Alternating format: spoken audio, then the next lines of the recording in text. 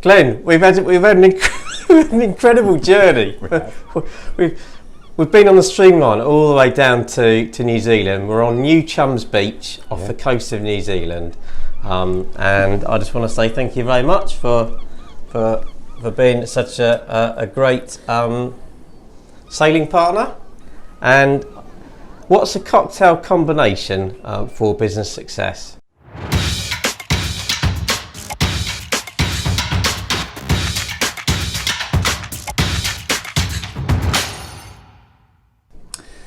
Yeah, so I think the root of all that, everyone assumes get a great product, again, do something better than everyone else.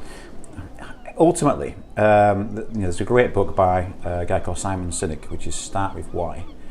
Ultimately, if you want to be successful, you have to have a purpose, and that purpose, it has to be clear, people need to buy into it, and it has to have something that people can get passionate about. When we set off, our clear aims. We want it to be different to the other estate agents, want it to be disruptive, but we were solely focused on customer service, because if you look at what the typical perception is of an estate agent, it's that they're slime balls, dodgy, they're up there with car salesmen and politicians and web designers. No, web designers. But that's the image. So if you can then be different to that and be friendly, i.e. having a sheep, have a cartoony website, everything that's completely different to an estate agent who wears an honourable grey suit and a tie and hands over car keys and whatever else, then that's what we aim to be at every single level. So our sole focus was not try and worry about most sales, most branches, most whatever. It was to be the best of a customer service. Yes.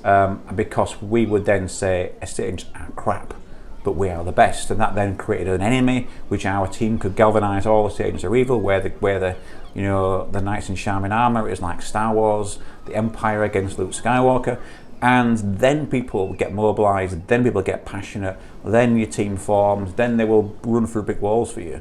And of course, throughout that, you set objectives. Well, how are we going to do this? We need to get good reviews. We need to be on Trustpilot. We need to do this to get reviews. How do we look after customers?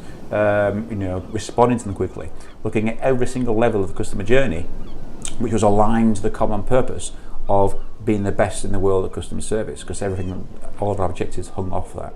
So once you've sort of got that, you then have to create a great team that are passionate, that share that vision, and those that don't, you need to quickly get rid of and replace them with those that do. Get a real A team of star performers, which we were very, I'll say fortunate, but it was all by design. We went out and recruited people based upon attitude. You get great people, then they will soon learn. But it's also having that same relationship with your partners in your business. We had as good a relationship with our staff as we did with our suppliers, including yourself. Because that's as important, because if you get your partners who buy into what you do, then they're going to work harder for you, they're going to be proud of the work they do, they want to impress you, they'll go the extra mile, so you get more out of them. As a result, you do the right thing, you're not doing it deliberately for that purpose, but you get the right results. And then that applies to our franchise partners. Franchisees are often sort of seen in the world of it's us and them, we dictate down. They were our partners, they come with their best ideas. We just created an environment where we allowed them to bring brilliant ideas, and we would just run with them as fast as we could, and then say, yes, we've done it, and then say, oh, it's great, you're listening to us, here's some more ideas.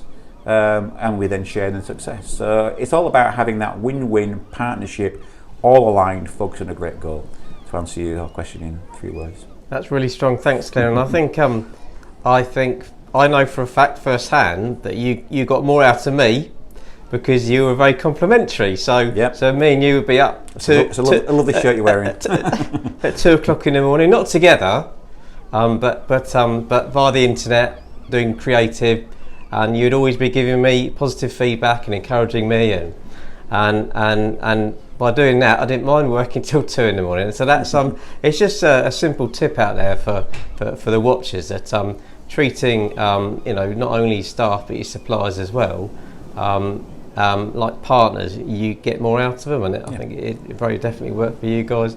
Thank you, Glenn. No problem.